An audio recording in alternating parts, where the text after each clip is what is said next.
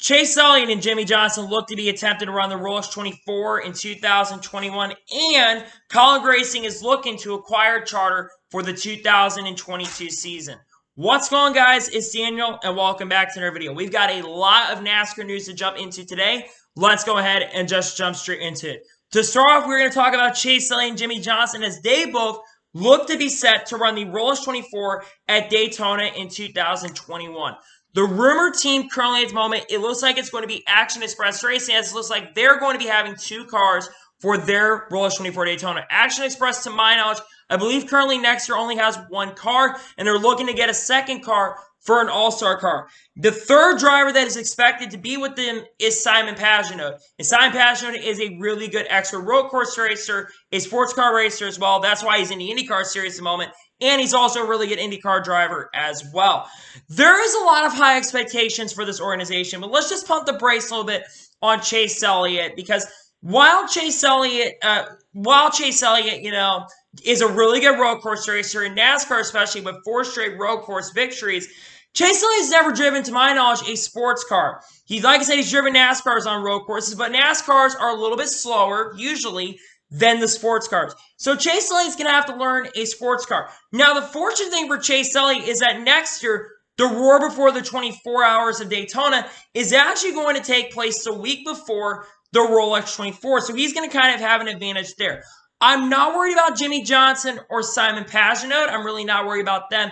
Jimmie Johnson is supposed to be testing an IndyCar all road course, so he'll get some road course experience as well. And Simon Pagenaud, he's driven sports cars. I believe he just drove the Rolex 24 literally just the last year or so, and I think the other day as well. So it does surprise me. I'm expecting Simon Pagenaud to kind of carry this team. So do they have a shot at winning the Rolex 24?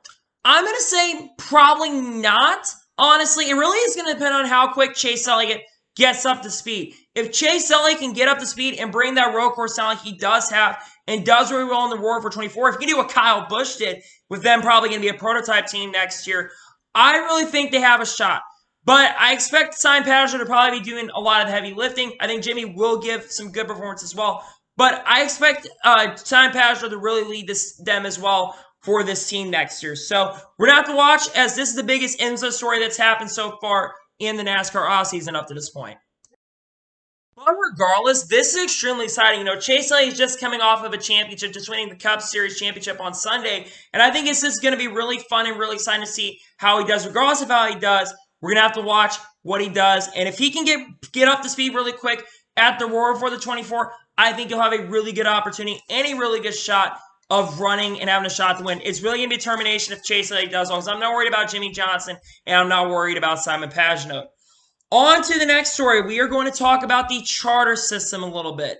Yeah, that little pesky charter system that's been in NASCAR for a long time. We're going to talk about that today. According to Adam Stern, he stated that NASCAR's charters are starting to appreciate its value, bolstering by the new business model that's set to dramatically reduce operating costs.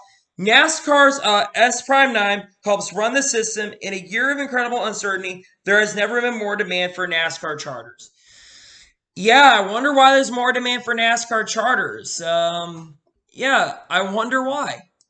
You want to know why there's more demand for NASCAR charters? Because the teams that are coming in are buying the charters from teams that are shutting down. Now, let me give you a little bit of backstory on the charter system. The charter system really came in because of what Rob Coughlin did and Michael Waltrip Racing in 2013. Rob Coughlin was the founder of the charter system. Now, the charter system is meant to make sure that 36 teams are insured and guaranteed that they will be in a race. So at least every race will have 36 teams that get into an event. I don't remember how much the charters cost, to my knowledge, but 36 teams will automatically get into a race. In my honest opinion, I despise the charter system. I am not a fan of it personally. The reason I don't like the charter system is because charter teams get paid more than the non-charter teams. I've heard this from multiple reports, that apparently non-charter teams only get paid 1/4 of what the charter teams get. So charter teams get paid 4 times more for just showing up. So you're getting punished for being a non-charter team for showing up. I mean, that's just stupid in my honest opinion. I think the charter system is one of the most ridiculous things. And you want to know why there's more teams having more way to get into sport and wanting to get into sport more and buying charters, because it really is the only way they can make sure they get into the events. That's why there's more freaking push for charters. You mean, I thought the charter system make sure the teams didn't shut down. Well, that's not the case here. I know COVID is one of the big factors to that, but I thought the charter system make sure everyone gets in every week. Apparently not, since Levine Family Racing and Germain Racing are shutting down. And also, Go Fast Racing scaling back part-time. Granted, you have 3 new teams coming in to take those positions, but you're not really gaining any major names. Yes, you're gaining teams. That's one thing I will agree with. But hopefully with the next-gen car, the charter system isn't going to really be valid eventually. I know the charter system is supposed to be with the teams until 2024, but I'm not a fan of the charter system. You have a lot of teams that want to get into the sport. And NASCAR said that they're not sure that they're going to be adding charters unless a new manufacturer comes in. And there's no 100% guaranteed that the manufacturers they're trying to get are going to get it. I'm pretty sure those talks have stalled, if I'm not mistaken. So hopefully in the future, NASCAR can find a way to change this up, because I think the charter system is one of the stupidest things that's ever come in our sport, and I hope in the future the charter system eventually goes away, because it's one of the worst things that has ever come into NASCAR. On to the next story. The NASCAR Awards Show is going to be held on Wednesday, November 18th from 8 to 9:30 p.m. Eastern on NBCSN. It will be across all 3 series. For those who don't know, there is not going to be an awards banquet this year due to COVID-19. They canceled that, I think, back in April or May. I think they canceled like a few months ago, due to the COVID-19 kind of being a major factor in that case. It really does suck that it has to be an award show. So for Chase Elliott, it really isn't going to feel like a true award ceremony for him. That being said, Chase Elliott is going to get the most popular driver award this year, unless Bubba Wallace's fans that he's gotten recently can kind of challenge him. But Chase Elliott is expected to get the most popular driver award. They're also expected to honor Jimmie Johnson. So that's really exciting. That's really cool. At least there's going to be some sort of award show, but it's basically going to be like a Zoom call. It's basically going to be like a presentation from like a computer, basically, is what they're going to be doing it on. It's going to be like a video presentation. It's not going to be like a true awards banquet like they've done for the last 30, 40 years. It's going to be something a little bit different due to COVID-19 procedures. I'm just hoping and praying that next year we can kind of get back to normal, because hopefully NASCAR can eventually get back to normal here really, really soon. But with COVID still being in the country at the moment, there is still a lot of uncertainty about what's going to happen with NASCAR. But we'll have to watch closely. But at least the award show is still going to be taking place, but it's not going to be an awards banquet for next year. On to the next story. We're going to talk about the Phoenix TV ratings, and honestly, they are not really good. The Phoenix Championship race earned a 1.87 rating and 3.063 million viewers. Now, this is down, get this, 16.5% on the rating side of things and 18% on the viewership side of things, on the viewership down, how much it is, from 2019. That is down a lot. I thought it would be up a little more because Chase Elliott was in the Final Four this year, but it kind of is disappointing if we're going to be honest. But again, Chase Elliott isn't as popular outside of NASCAR. He's the most popular driver inside of NASCAR, but not a lot of people know who Chase Elliott is outside of sport. That's probably going to change out with him winning the championship.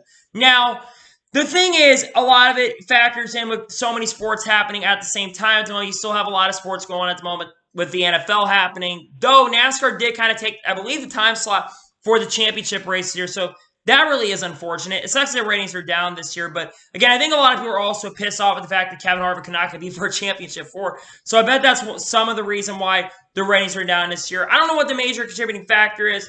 Regardless, that is not good ratings. It's not very good. Hopefully next year we can start seeing trend of increase, because this year, NASCAR overall with COVID and stuff, we've been able to handle ourselves pretty well, but with the ratings being down this year, I expect the ratings for the end of the year probably be down at least 1 or 2%, which isn't really bad considering other sports, haven't done well. Like the MLB playoffs was down like 40%. The NHL playoffs was down like 60% this year. So at least we're doing better than NHL was.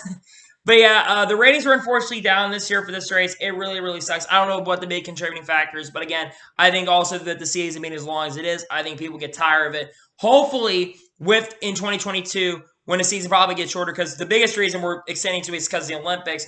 If you take away the Olympics, NASCAR could be ending in the middle of October. So hopefully, when that becomes a case, that will help them in a sense, and hopefully the ratings will eventually start going up in the right direction. And now we get into the final story of this episode. We are going to talk about Kaulig racing. This kind of leads into the charter system part of this episode as well. Kaulig Racing owner Matt Kaulig is already in the market looking for a charter for 2022 per sources. This is according to Adam Stern. Kaulig spoke to Sports Business Journal. While we are always keeping our eyes and ears open for a possible purchase of a charter for 2022, our main priority right now is 2021. So he's looking into getting a charter at the moment for the 2022 season, which is really what he's going to need to really get up to speed. I know the next gen car is, like I said, is supposed to help curb the amount because the chassis and stuff are all coming from one group. I think it's Next Technique or whatever the next gen cars is, Technique or Next Gen, whatever the company is that's going to be running that sponsorship. But it's interesting because Kaulig Racing has said, Matt Kaulig said that he'd like to move up to the Cup Series by 2022. Now, here's something I've heard. I've heard that they're looking at having 3 full-time teams next year. Recently, rumors come around that Jeff Burton is looking to be one of the drivers. I think the lineup for next year could have been Jeff Burton, AJ Allmendinger, and Justin Haley. But regardless, it's really awesome to see team owners trying to get into the Cup Series. You know, we've seen where Kaulig Racing has come from, especially over the last couple of years. You know, they only started, I think, in 2016, they almost made the Final Four with Blake Cook. In 2020, they made their first ever championship four. In this past year, they had a lot of good races here. They got 3 straight Super Speedway wins with Justin Haley. AJ Allmendinger won 2 races at the Charlotte Roval and Atlanta Motor Speedway.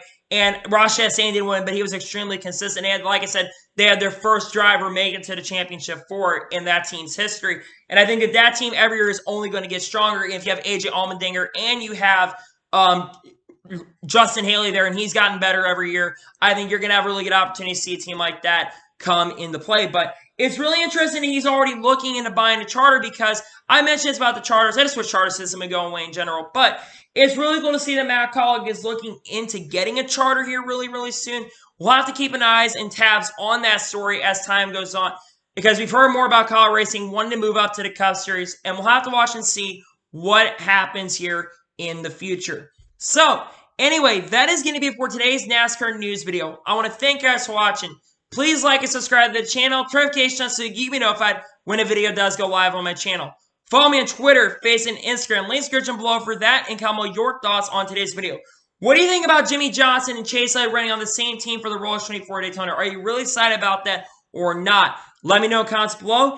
And what do you think about the charter system in general? Do you think the charter system should generally go away from NASCAR or not? Let me know in the comments below. I want to, guys, thank you for continuing to support the channel. Also, go and support all the NASCAR creators out there that make awesome, great content. I'm not going to mention names. There's so many really good YouTubers out there. But go and support the NASCAR content creators out there so we can grow as a family in NASCAR. And I hope to work with those guys in the future. But anyway, like I said, I want to thank you guys for watching today's video. And I'll see you guys next time. Take care, everybody.